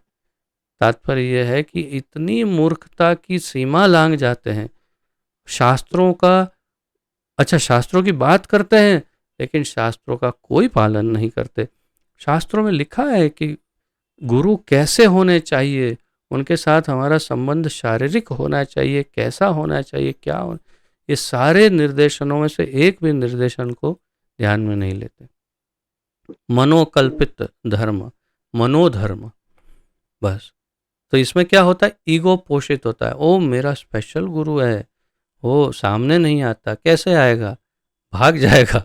करता ही काम ऐसा है तो फिर अपने घर में वो क्या करता होगा तुमको पता ही नहीं है, बस उसको गुरु बना लिया, ऐसा है। वो तो एक और गुरु की बात है, उसमें उनके एक शिष्य अभी इस्कॉन में जुड़े हैं। जी। पहले वो बहुत ही वहाँ पर एक्टिव थे, ऐसा था। हुँ, हुँ। तो वो ये बताते हैं कि अभी वो गुरु तो जेल में है, तो बोलते हैं कि उन्होंने तो पहले ही प्रेडिक्ट किया था ये कि मेरे पर ऐसी अ, लोगों की ईर्ष्या की वजह से मेरा ये रिजल्ट आ सकता है ऐसा, और मेरे को शायद जाना पड़ेगा। मैंने बोला मन में मैंने बोला कि उनको पता था उनके कर्म क्या है, तो एक ना एक दिन पकड़े जाएँगे। इसीलिए उन्होंने ये प्रिडिक्शन के नाम पे बोल दिया, और सीधी ये लोग बात है। उसमें भी श्रद्धा मानते हैं कि गुरुदेव ने तो बोला ही था ये होने वाला है। तो उसमें और श्रद्धा दृढ़ कर रहे हैं अपनी, ऐसा आप हाल है ये। मूर्खता की सीमा देखिए, उसकी सीमा है ही नहीं, देखेगी कैसे? मैं कहता हूँ, मूर्खता की सीमा ही नहीं है कि कोई कोई लिमिट हो कि हाँ, यहाँ तक का मूर्ख है ये। अरे भाई, उसकी लिमिट ही नहीं है वो। मतलब इतने जो आई मीन कंप्लीटली जो साबित हो चुका है, सिद्ध हो चुका है, प्रूवन है कि ये एक धूर्त है, उसे भी हुँ, आज भी लोग, बहुत काफ़ी लोग उनको फॉलो करते हैं।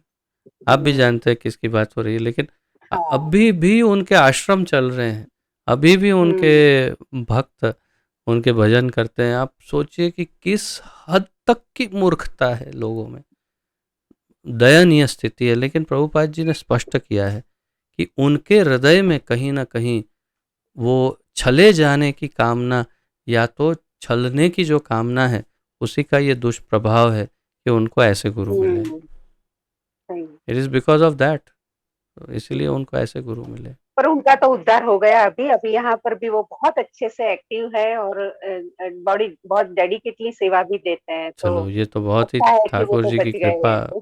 कृपा है ठाकुर जी की। हुँ, अन्यथा धन्यवाद माता जी। और हाँ, हरे कृष्णा। जी जी, वेरी गुड। और किसी का कोई प्रश्न?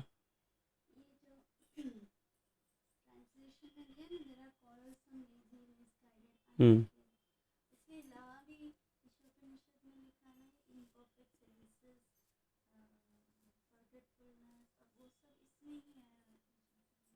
नहीं, वो सब चारों युग के लिए सेम है। प्रश्न ऐसा है कि जो कई बार हमें बताया जाता है कि जो इंद्रियों की अपूर्णता, यानी अ- हमारी इंद्रियों की अपूर्णता, या अभी अभी एक दो परपोर्ट पहले ही प्रभुपाद जी उसकी चर्चा कर रहे थे, उसमें लिखा ही हुआ था। और जो अलग अलग जो चार प्रकार की सीमाएं बताई है, तो वास्तव में वो चारों सीमाएं जो हैं वो चारों युग में एक बराबर ही रहती है। यानी कि हमारी इंद्रियां हमेशा अपूर्ण ही थी, है और रहेगी मनुष्य की, चारों युग में। और जितने भी उसमें कमियां जो बताई है, वो सारी कमियां चारों युग में है। मात्रा कम ज़्यादा है। ये तो कलयुग की विशेषताएं हैं, ये कलयुग की विशेषताएं जो इसमें बताया है। ठीक है। सोनाली माता जी, सोनीला, सोनीला, सॉरी, सोनीला जी, माता जी। हाँ, दंडवत प्रणाम प्रभु जी। दंडवत प्रणाम माता जी। प्रभु जी, एक प्रश्न था जी माता जी। कि प्रभु जी, जैसे हम लोग प्याज लहसुन का सेवन बिल्कुल भी नहीं करते, जी। पर प्रभु जी कभी कभी ऐसा होता है कि स्थिति ऐसी होती कि कुछ खाने के लिए ही नहीं होता, तो क्या करें? क्योंकि मैं तो गृहस्थ जीवन में हूँ, परिवार भी बड़ा है, तो एक पर्सनल मेरे लिए तो भोजन अलग से नहीं आएगा। बहुत से लोग मानते हैं, जैसे फैमिली मेरी मानती है, बाहर के लोग नहीं मानते, तो फिर ऐसी स्थिति में क्या करें? क्योंकि मुझे लो बीपी की प्रॉब्लम है, तो मुझे तो भोजन लेना जरूरी होता है। तो कल जैसे मैं गई थी, एक पार्टी में जाना जरूरी था, बच्चे का जन्म उत्सव था, तो वहां मुझे मजबूरी में खाना पड़ा प्रभु जी। तो ऐसी स्थिति में क्या करें? इसमें सबसे पहले तो आपका बहुत बहुत स्वागत है। आप शायद प्रथम बार जुड़ी है जी हमारे जी साथ। प्रभु जी। और जी आपके जी आपका कोई विशेष परिचय मुझे है नहीं, परंतु जी जी फिर भी आपका बहुत ही अच्छा स्वागत है इस परिवार में। और जी प्रभु जी। जी। अभी प्रभु जी मैं अयोध्या इस्कॉन से जुड़ी हूँ। अ, कहाँ नहीं से? नहीं जुड़ी हूँ, अच्छा अच्छा, अयोध्या नहीं नहीं, अयोध्या अच्छा, अयोध्या ओके। इस्कॉन से जुड़ी हूँ। जी जी। तो प्रभु जी, अभी मैं वो आपकी भागवतम क्लास की मैंने वीडियो देखे, जी जी। तो मुझे मैंने सुनी भी, देख अब रोज सुनती भी हूँ, तभी इतना आप तक नहीं पहुंच पाई जो अभी स्टार्टिंग में आप ये 10वां जो आपने ये श्लोक पढ़ा, यहाँ तक नहीं आ पाई हूँ। जी, जी। तो मैंने रिक्वेस्ट करी थी वहां पे कि आपकी जो मीटिंग में मुझे जोड़ लिया जाए, जी, क्योंकि अभी मेरे पास बुक्स भी नहीं है प्रभु जी, और बुक्स थोड़ी महंगी आती तो क्या एकदम से हम तो अपने पति पर निर्भर रहते, तो एकदम से इतनी बुक्स खरीद भी नहीं पाते महंगी, और इसके सेट है ना अलग अलग नहीं मिल पाते, एक साथ ही लेने पड़ते हैं जी, सारे। जी, बिल्कुल तो सही ये बात। प्रभु जी आपने बहुत अच्छी सुविधा दी है कि इसमें हम पढ़ भी सकते हैं और सुन भी सकते हैं। तो धन्यवाद। बहुत से लोग ऐसे हैं जो बुक नहीं ले सकते प्रभु जी, क्योंकि जी। अब जैसे मेरे यहाँ, मैं भोपाल से हूँ, तो मेरे अच्छा, यहाँ अच्छा। इस्कॉन है पर बहुत दूर है पटेल नगर में। तो अच्छा, मुझे तो अच्छा, रास्ता अच्छा। भी नहीं पता मैं कैसे जाऊँ, जी, है जी, ना। जी। और जैसे मैं अयोध्या इस्कॉन से भी जुड़ी हुई हूँ, तो वहां से मैं जैसे कोरियर से भी मंगाती हूँ तो बहुत ज्यादा कॉस्टली हो जाता है प्रभु जी। जी, जी। तो ऐसे मैं आपको इसलिए ये जानकारी बहुत दे दूँ अच्छे। कि प्रथम स्कंद जो है वो अलग से जी बिकता है, तो आप जी केवल जी जी फर्स्ट कैंटो अगर प्राप्त करना चाहें तो खरीद सकते हैं, वैसे जी। आवश्यकता हाँ। नहीं है। और हम्म। जैसे मैं यहाँ पर स्क्रीन पर तो कर ही रहा हूँ, तो उसमें तो कर ही कवर रहे हैं हो ही आप जी जाता है। प्रभु जी। जी, जी, जी जी। जी प्रभु जी। तो और मेरे प्रभु जी भी है जी, जो जिनसे मेरी जब सेशन चालू होता है मेरा, जी, जपा जी, सेशन, जी। वो भी करवाते हैं। अच्छा, पर अच्छा। उनसे थोड़ा सा अभी मैं नई जुड़ी हूँ तो थोड़ा सा पीछे चल रही हूँ। जी, जी, जी। तो आपकी जो सेशन, जो आप अभी नए जो अध्याय आपने स्टार्टिंग से प्रस्तावना, भूमिका 1 2 जो इस जी, तरह जी, के जी। आपने, तो ये बहुत अच्छी सुविधा है कि मतलब मैं इससे अच्छा, मतलब शुरू से मेरा स्टार्ट हो गया फिर से भागवतम। जी, जी, धन्यवाद माता इसके जी। लिए धन्यवाद प्रभु जी, बहुत बहुत आपका भी दंडवत बहुत प्रणाम धन्यवाद। आपको। जय, जय जी हो। जी तो जी आपका जो प्रश्न है उसका उत्तर वास्तव में हमारी ये छोटी-सी परीक्षा ठाकुर जी ले रहे हैं, जी और प्रभु जो जी। हमारा निजी अनुभव है उसी के आधार पर जी मैं आपको बता रहा हूँ कि जी। ये परीक्षा का समय होता है कि जब आपको हम्म। आप कितना समर्पण कर पाते हैं, वो जी भगवान देखना चाहते हैं। जी और जी इसीलिए प्रभु जी। वे आपको ऐसी परिस्थिति में रखते हैं जहाँ पर आप जी प्रभु जी। आपके लिए दुविधा हो, और जी। तब आप कितना अपने आप को कंट्रोल करते दृढ़ हैं। दृढ़ नहीं, कंट्रोल से ज़्यादा मैं कहूँगा दृढ़ हम्म मनोबल से ये निर्धारित हम्म करें कि नहीं, मैं रास्ता इसमें से ढूंढ ही लूँगी। मुझे हम्म। अपना कुछ जैसे मैं अगर आपकी जगह हम्म होता और मुझे हम्म यदि हम्म ऐसे जाना होता किसी पार्टी या किसी के वहाँ पर, तो मैं हम्म अपने घर से बना करके अपना प्रसाद खुद ले जाता, या फिर मैं हम्म कुछ ऐसे बिस्किट के पैकेट्स या ऐसा कुछ ले जाता हम्म जो मेरे हम्म ठाकुर जी हम्म को मैं भोग लगाता, और फिर मैं हम्म ले जाता वहाँ पर और सबके हम्म। सामने बैठ कर के मैं खाता, उनके सामने। जी जी और जी फिर मैं अब उसमें से कुछ पूछते, अरे ये क्या है? तो मैं कहता कि जी हम प्याज लहसुन का प्रयोग नहीं करते, इसलिए आपके आनंद में हम शामिल हो रहे हैं। ये हमारा भी जी आनंद प्रभु है, जी। आपका आनंद है, लेकिन जी। हम हमारे नियम को भी फॉलो कर रहे हैं, तो हाँ जी इसलिए। प्रभु जी। जी। क्या होता है ना, माता जी के साथ ऐसा होता है ना, जैसे मैं फैमिली के साथ हूँ तो ऐसा डर लगता है कि कोई नाराज नहीं हो जाए परिवार का, कि नहीं, क्या तो है, अपने एक परिवार दिन में तो तो चल पहले सकते हैं। निजी परिवार में स्पष्ट कर लीजिए कि उन लोगों को हम्म कोई आपत्ति ना हो, फिर हम्म परिवार पूरा फॉलो करे इस प्रकार। तो कोई हम्म नाराज भी यदि हो रहा है, तो ये हम्म उनकी वास्तव में ये उनकी हम्म। अल्प बुद्धि के कारण हो रहे हैं जी कि वो जानते नहीं कि वास्तव में ये इतना अच्छा कार्य कर रहे हैं जिससे जी ये जी और प्रभु जी। हम सभी बहुत हमेशा सुखी रहेंगे। तो यानी जी ये प्रभु जी। पाप पाप के मूल है। प्याज, जी लहसुन और जी मांसाहार सभी एक कैटेगरी में आता है, और जी प्रभु जी। उसे ग्रहण करने से हम पाप करते हैं। तो पाप से जी दूर रहेंगे तो सभी जी। पूरे परिवार का कल्याण होगा, सभी सुखी रहेंगे, अच्छे से रहेंगे। तो आपको अभी थोड़ा-थोड़ा तो। समझाना भी जी होता है, और थोड़ी जी हिम्मत भी करनी ज़रूरी होती है इसमें, जी तभी वो प्रभु जी। हो पाएगा माताजी। वैसे तो अभी प्रभु जी घर का माहौल बहुत चेंज हुआ है, हमारे यहाँ तो पूरे दिन हरे कृष्णा चलता है, अपने आप से ही चेंज हो गया। बहुत ही अच्छी बात है और फिर। पता नहीं हमारे प्रभु जी को किसी ने श्रीनाथ जी का, वो बांके बिहारी जी का बहुत अच्छा एक फोटो दिया है, तो वो स्वयं ही लाके भगवान के मंदिर में उनमें रखा है, उनने उसकी खुद ही पूजा करने लगे, जबकि हमने कुछ कहा नहीं है। जी, जी।